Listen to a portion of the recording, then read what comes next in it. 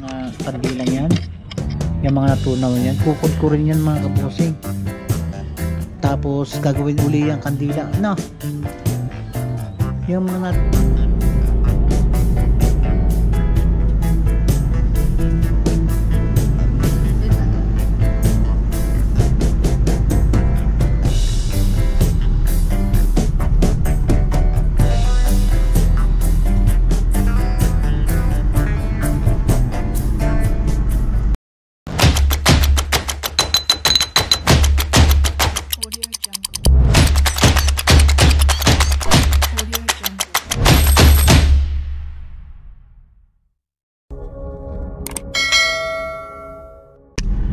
magandang hapon sa inyo mga kabosing. Magandang hapon. At ito na naman mga kabosing, nandito na naman tayo sa biyahe. Sa laging napapanood natin sa mga intro ko ay nasa sasakyan tayo at bumibiyahe mga kabosing. So ngayon po ay araw ng Linggo, November 2, at kahapon ay sadyang hindi po kami bumisita sa puntod ng mga mahal sa buhay, especially sa puntod ng aking mga magulang. So dito po tayo sa may Lemery. Galing po tayo na Agoncillo, sa Agoncillo Cemetery, kung saan doon po nakahimla yung puntod ng aming ng aming mga magulang. So yung ibang kapatid ko ay kahapon nagpunta, at ako naman talagang ganito ay yung schedule ko mga kabosing. November 2 para medyo maluwag na. Kasi mga kabosing, tuwing na mga November 1, pag dadalaw ka, minsan para bang dadalaw ka nakaka-stress sa sikip. Tapos ang dami pa mga proseso ng mga LGU sa pagpapark at saka kung saan ka papark. Ayan, kaya talagang sinasadya ko po na November 2 ang gala namin, ang pasyon namin at pagdalaw. So umalis po kami kanina sa Batangas, kaya kasama ko yung aking misis at saka yung aking dalawang anak sa likod, si Ayan at si Rap. Umalis po kami ng, anong oras tayo umalis? 9:30 at dumating po kami dito ng 12. So ayan, kumain muna kami pagkatapos namin puntahan yung mga mahal namin sa buhay. At karamihan po sa mga mahal po sa buhay ay diyan po sa Agoncillo Cemetery talagang nakahimlay. Kaya marami po tayong dyan dadalawin dyan. So ayan. So ngayon naman ay diretso po tayo ng Nasugbu, kung saan naman yung mga dadalawin din namin yung partido ng misis ko dyan sa Nasugbu. Lagi po yung ganito yung yung lakad namin tuwing Ados. Siguro naman naunawaan din naman sa makabilang buhay yung aming reason kung bakit November 2 ang aming punta. Talagang medyo stressable yung pagbiyahe mo pagka ganun. Sikip, daming tao. So siguro naman yung pasyal mo, pagdala mo ng November 1 at November 2 ay parehas na. Kaya talagang ito pinipili naming araw. So yan, hindi na tayo nakapag-vlog mga kabosing kanina dahil mas priority natin yung pagdalaw dun sa puntod ng ating mga mahal sa buhay. At yung iba ay hinanap pa namin dahil nililimutan ko na. So sa totoo lang, sa Cavite po ay wala namang mga kasamahan akong na dadalawin. Kaya dito po talaga sa Batangas yung tuwing Undas ang aming pagdalaw sa mga na walang mahal sa buhay mga kabosing. So sana po muli ay samahan nyo ako sa vlog na to, sa biyaheng ito. Siguro abutin tayo ng gabi bago makarating doon. Siguro ang oras ay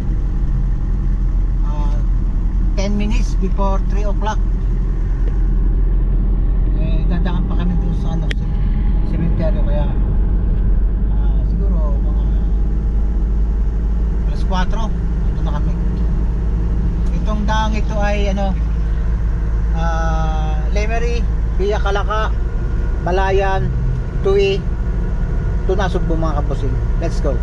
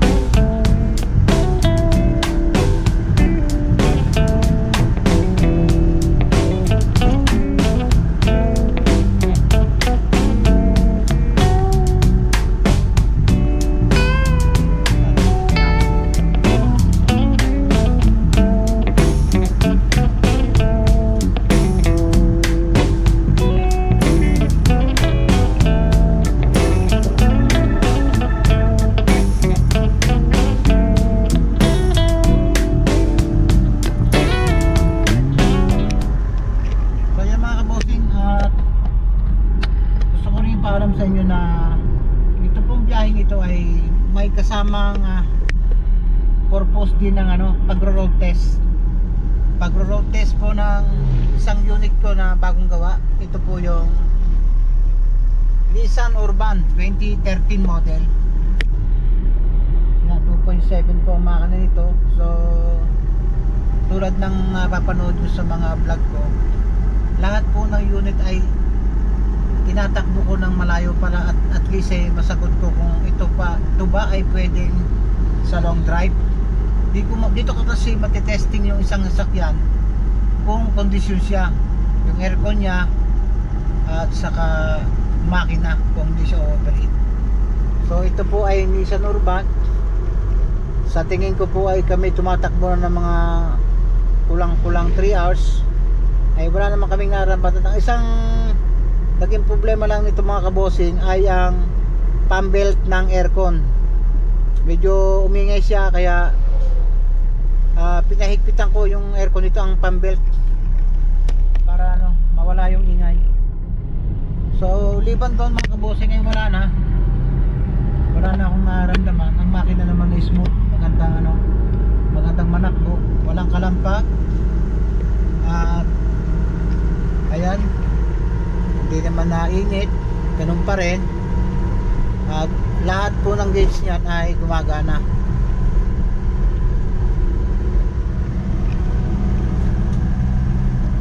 Ito pong part na ito ay siguro ay ano, Kalaka na ba to? So malapit na po tayo sa parte ng Kalaka, pero ang alam ko Lemery pa rin to. Barangay Sinisian, ano to, Lemery pa rin.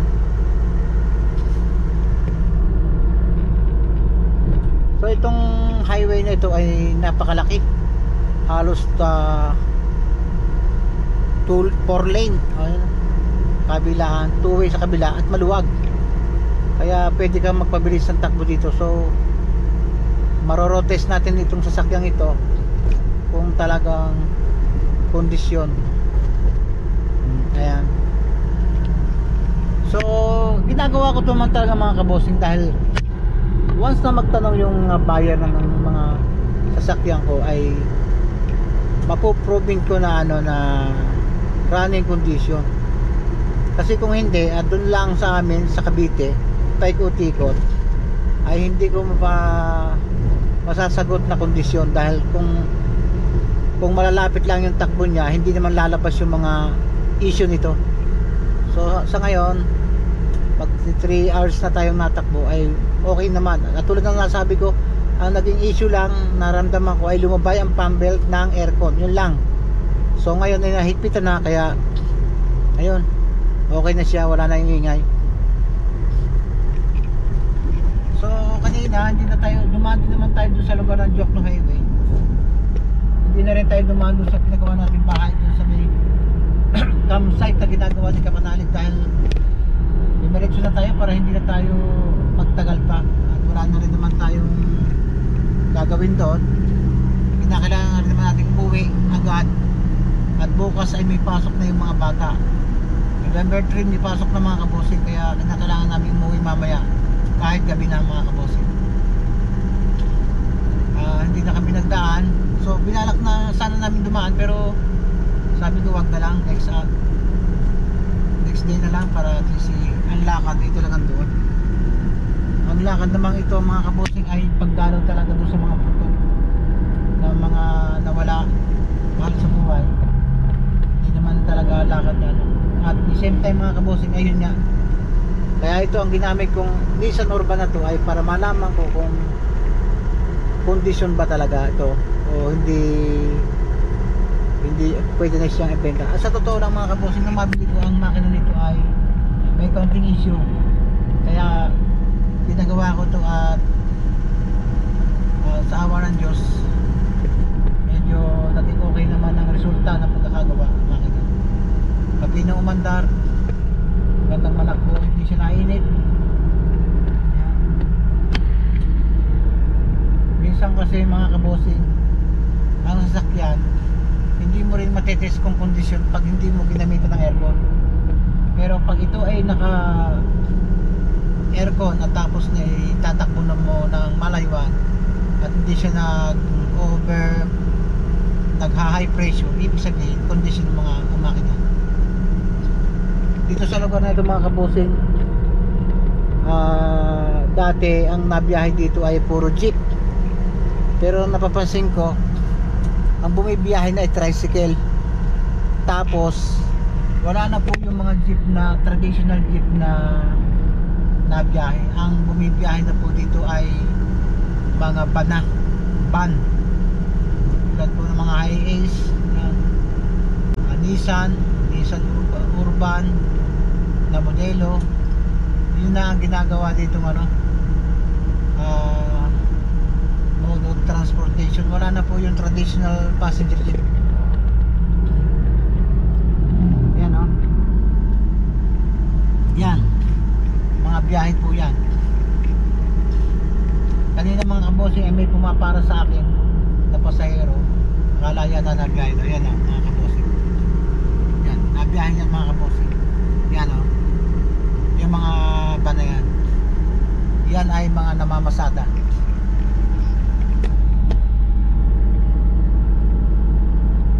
Kaya yung traditional jeep natin wala talaga.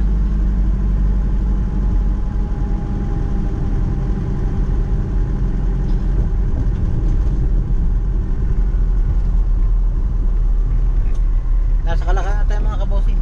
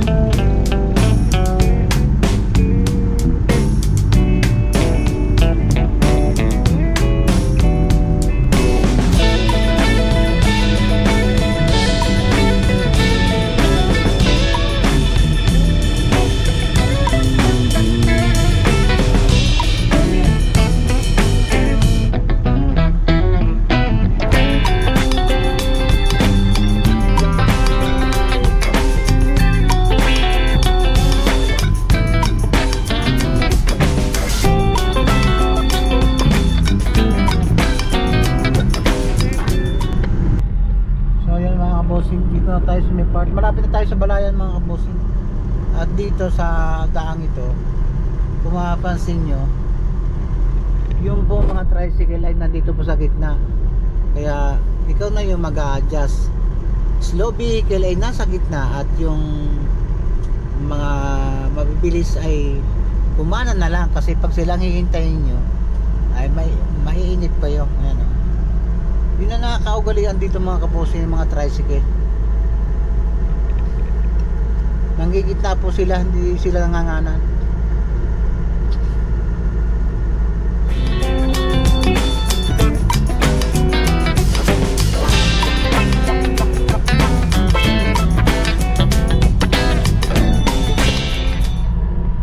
Malapit na tayo sa Balayan mga kabossing.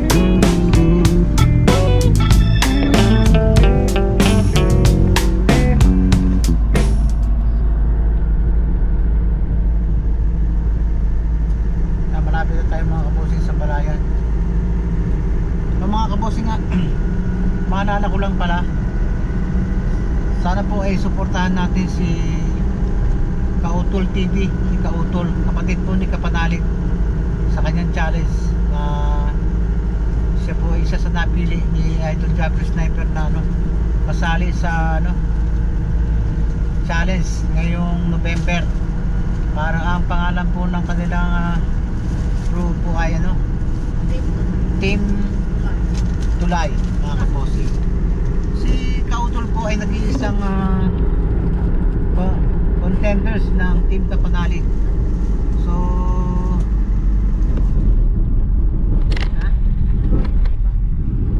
dalawa pa.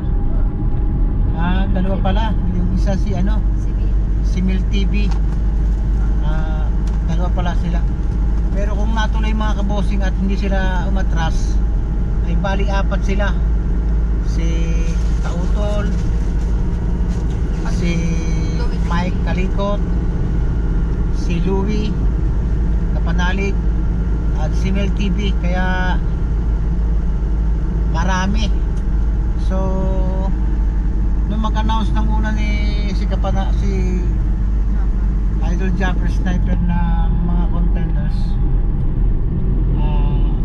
nag-comment ako sa aming group na sana pag-isipan din kung sabay-sabay lahat, dahil napansin ko dun sa challenge na nakaraan kay Jumong at kay Kagrasa ay talagang kung hindi sinipagan talaga ng dalawa ay napakalabong maradwig. At pangalawa, medyo nahirapan din yung mga supporters sponsors, dahil siyempre dalawa yan, magkakaroon ng hati-hating ano, mga nag sumusuporta, at talagang kung sila ay magkakaapat pa ay lalo na talagang mahirapan talaga. Kaya mas mabuti sana kung wag naman apat, para hindi naman ito mahirapan yung mga supporters, especially po dun sa mga ano na yung mga sponsors. Medyo mabigat din po sa kanila yung revenue, yung views. sa views mga kabusing ay talagang dapat pag sa ano, pag sumikapan ng ano ng vlogger, yun ang talaga. Pero yung revenue, talagang sa takbo ng revenue ngayon, talagang hindi mo masasabi na kahit na mataas yung views mo, ay ganun din ang kalalabasan sa ano, sa revenue. Kaya kinakailangan din talaga ng suporta ng mga sponsors talaga. So kung sabay-sabay, so magdadalawang isip siguro yung ibang sponsors na medyo mabigat na to. Yun po namang mga sponsors na yan ay siyempre ano, naghahanap buhay din naman yan. Hindi naman talaga, pag matutuwa sila, siyempre nag-iisip din sila na hindi ko naman pwedeng ibigay lahat yung 100% na ano. Kaya maganda yung desisyon ni Kapanalig na ano, na isa na lang ang lumaban. So ang akala ko talaga ay si Kapanalig at si Kautol na lang muna, pero nag-decide na rin si Kapanalig na mag-back out. At siguro panoorin na lang nyo sa vlog niya kung ano pala, o ano talaga ang rason kung bakit nag-back out siya. Pero may na ano ako na siguro ang naging rason niya siguro ay ewan ko lang, ay nasa kanya na rin yon. Pero siguro parang suporta na rin sa kanyang kapatid, kay Kautol.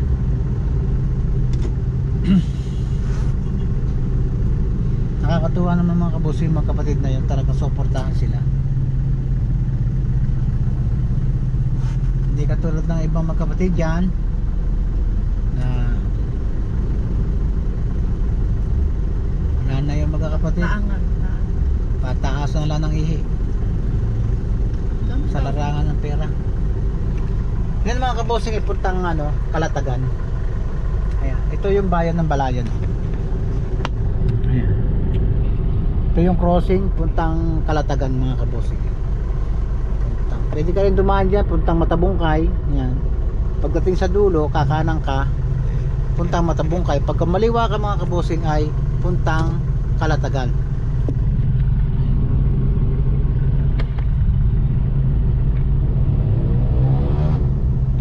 Naalala ko mga kabosing nung namimili pa ako ng mga unit dito talaga. Dito pa ako umaabot talaga.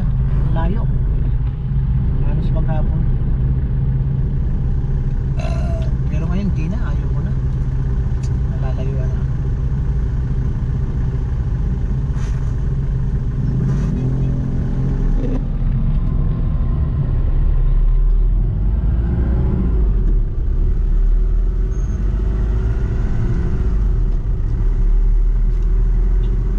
Saan nga ba yung celebrate ng Ondas eh? Dito na. Ados, oo, Balayan. Dito nga pala mga kabosing sa Balayan ay November 2 talaga, ano, yung kanilang ginagana o pinagdiriwang yung talagang araw ng Undas. Hindi po November 1, November 2 talaga. Kaya mamadaanan natin mga kabosin yung ano, yung Balayan Cemetery dito ay maraming tao. Ngayon yung ano, yung celebrate yung All Saints Day sa Balayan, November 2.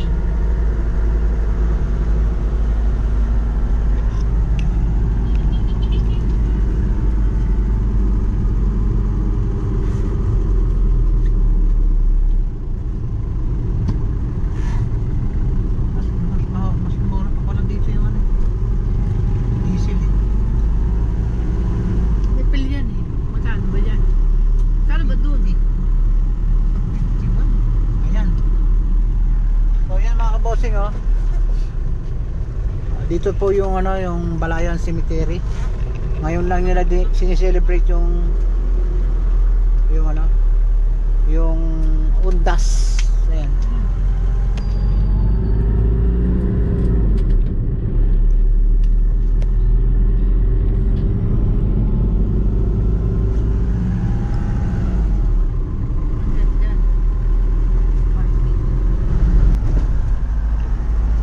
Dito na tayo mga kabosin sa amin. Part ng bayan ng Toy. Ang bayan po ng Tuwi ay parang, ewan kung ako magkakamali, medyo maliit lang siya mga kabosin. Hindi siya katulad ng Balayan, ng Palaka, ng Nasugbu. Ayan, maliit lang siya. Tsaka hindi siya, parang hindi siya maraming bahay.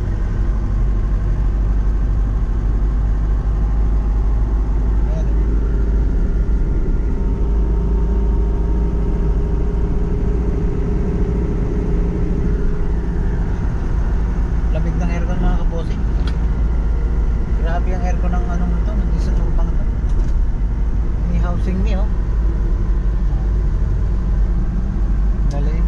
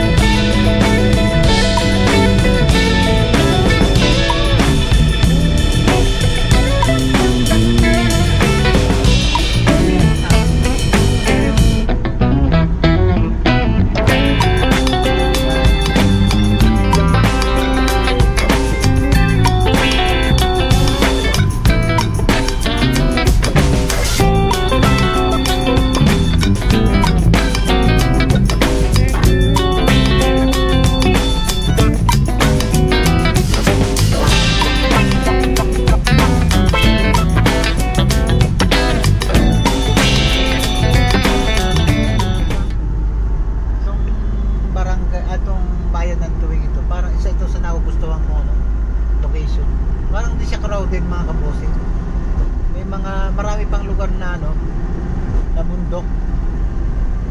Ayan o, diba?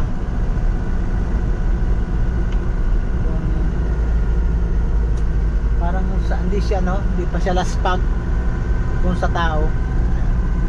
Lapit na tayo mga kabosing sa ano. Hindi pa pala. Lapit na tayo sa Paliko. Ito yung dati napapagusto ako maghanap ng lupa dito sa may barangay, sa may lugar na to, sa bayan ng Tuwi, nasasakupan ng Tuwi.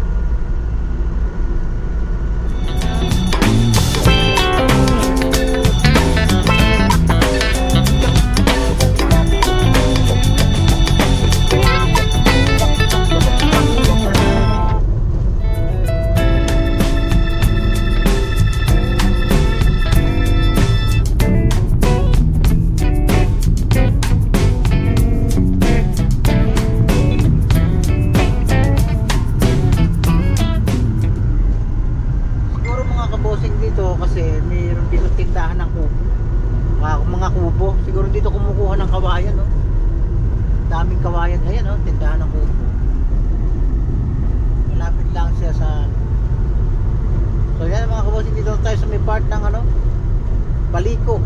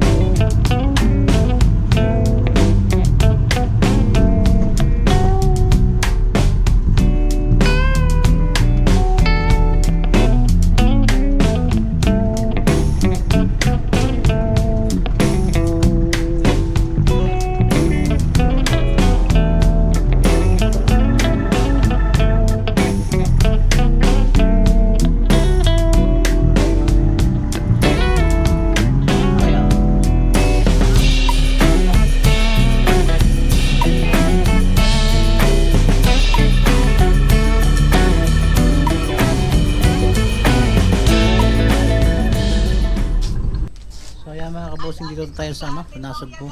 Ay, dati. Sa ano nga bang cemetery ito? Ano ba cemetery?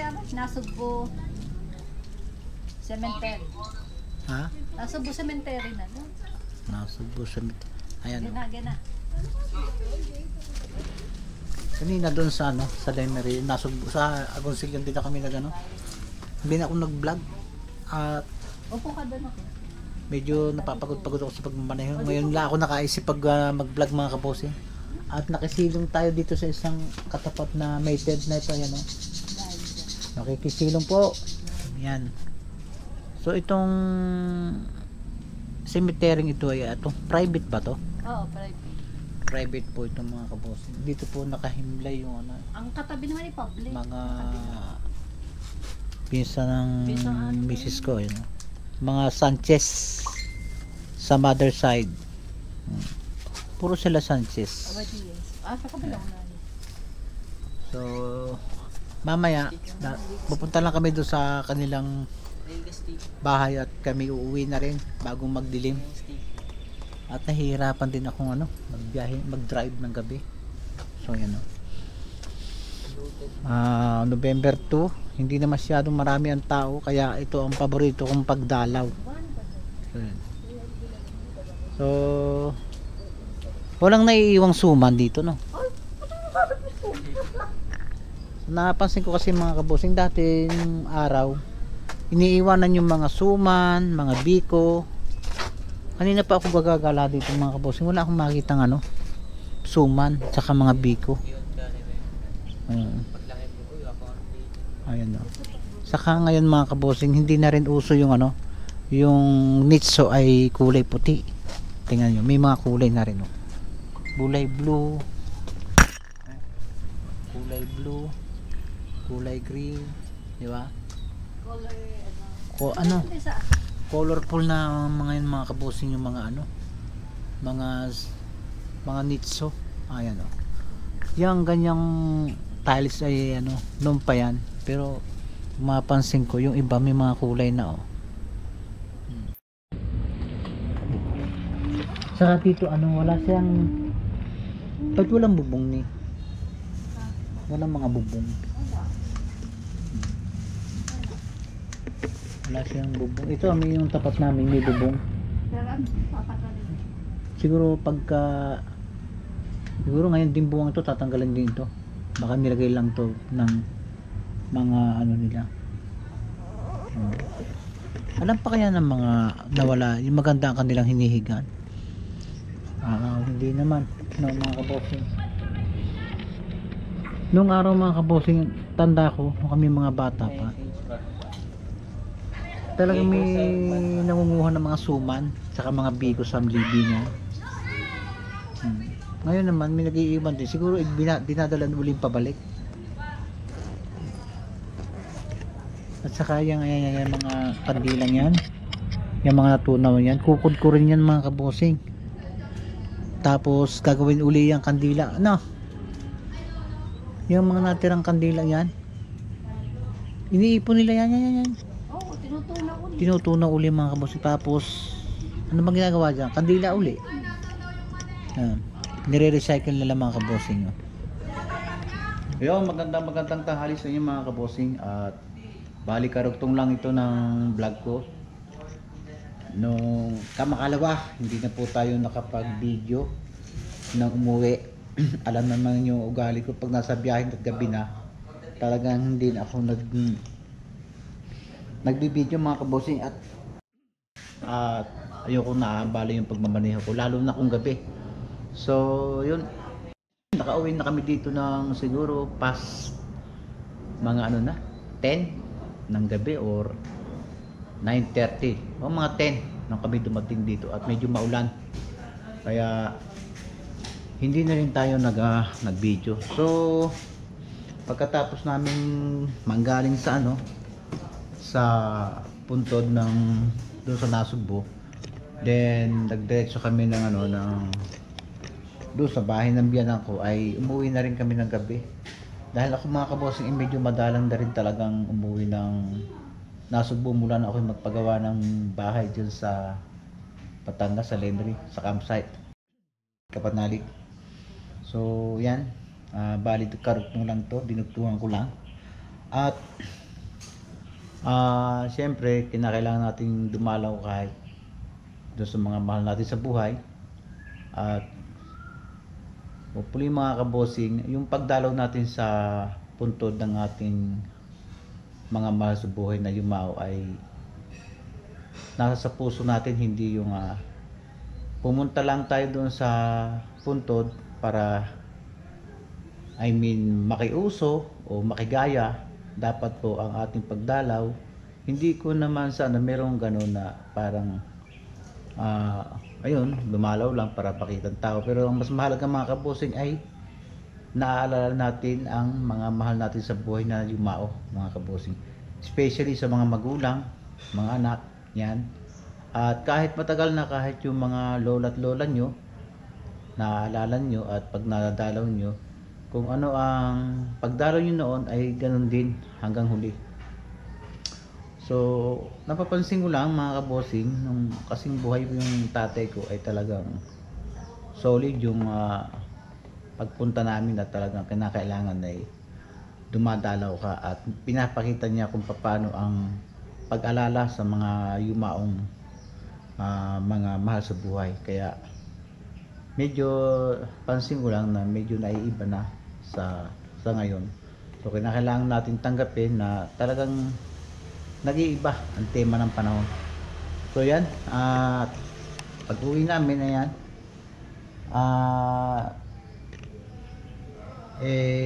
pagdating namin doon wala, lobat na, kaya kanya-kanya ng tulugan. Bali hindi na rin kami kumain, tulog na agad.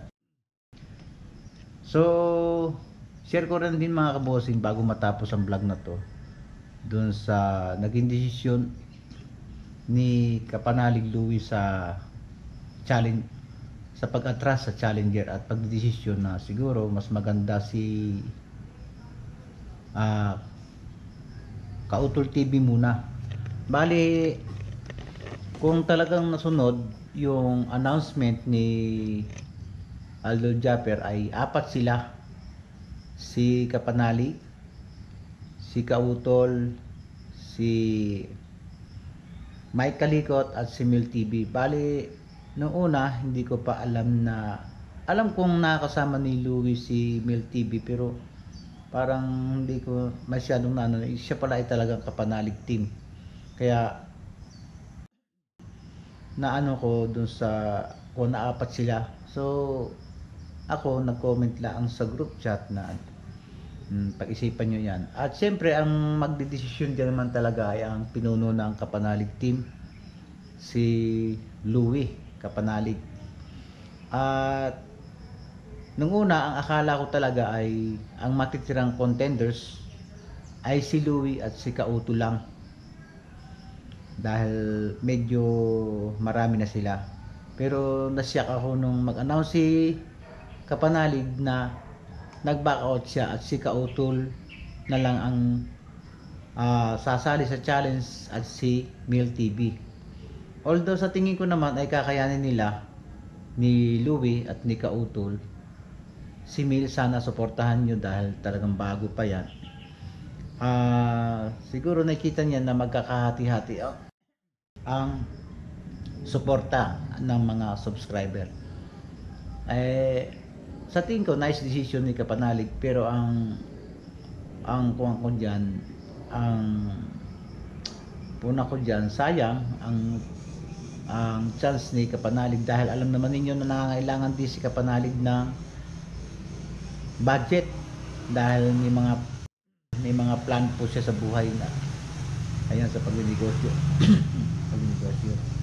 So siya naman ang nagdedesisyon noon, at natutuwa naman ako, nagpaparaya siya bilang isang pinuno, at natutuwa ako na mas priority nila yung membro niya, lalo na ang kapatid niya na sabi nga niya ay mas kailangan ni Kautol at ako na may nakakadiskarte ng akin. Ang comment ko rin dyan, napansin ko rin talaga na bilang ako ay isang subscriber at supporters, hindi bilang member ng Kapanalig team. ay ramdam ko ang pagkalito at pag hindi malaman ng mga supporters kung paano ang suportang ibibigay nila, dahil hindi lahat ng oras ay makakasuporta sila sa challenge. Yun ang ibig sabihin, especially dun sa mga nagpapalipad na alam naman natin na naghahanap buhay din po yan. Hindi naman po pwedeng 100% ay ibibigay nila. So dapat nauunawaan natin yung ganung bagay. Ang maganda kasi sa ginawa ni Japper ay hindi katulad nung nakaraan challenge na hindi ko naman sa nila lahat. Meron pong umaasa lang talaga sa kaya tumataas ay dahil sa palipad. Pero ngayon, sidabayan niya ng views. Kaya ngayon, hindi po pwede talaga ang tatamad-tamad sa challenge na yan. At napakalaking bagay yun ang ginawa ni Japper Sniper, ni Idol Japper, sa mga contenders. Hindi naaasa lang sa mga palipad. Yan. Talagang kinakailangan mo na magsikap din para tumaas ang views mo, para at least kahit wala ka na sa challenge ay kaya mong tumindig at kaya mong itayo ang challenge mo sa sarili mo sikap. Yan mga kabosing. So yan, sana suportahan nyo si Kautol, dahil alam naman ninyo na alam ko ang kabuhayan ni Kautol talagang tukod din talaga, na lagi niya naiisip na medyo nalaki na yung mga anak niya. Naisip din niya na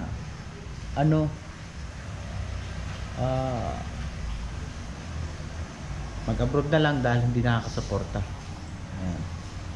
So yan mga kabosing, at sana suportahan nyo, at salamat sa aming pinuno kay Kapanalig Louie na nag-giveaway para lang sa kanyang mga membro.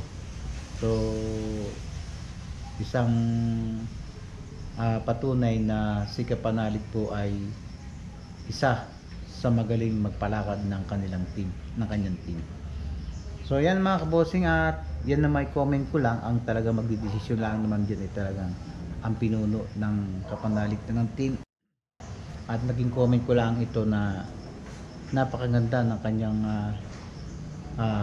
pagtrato sa kanyang mga membro. At siyempre congratulations din kay Jumong Kabistak at kay Kagrasa at nalampasan nila. Yan ang nagiging halimbawa ko doon sa challenge na sabay-sabay. Kay Jumong po at kay Kabistak, talagang nahirapan po ang mga supporters sa pag-angat sila sa kanila. At siyempre sinikap din po nila talaga na sila ay gumawa ng paraan para sila ay makagraduate. Nagsikap sila, nagsipag. Ang malakas ang fighting spirit si Kagrasa.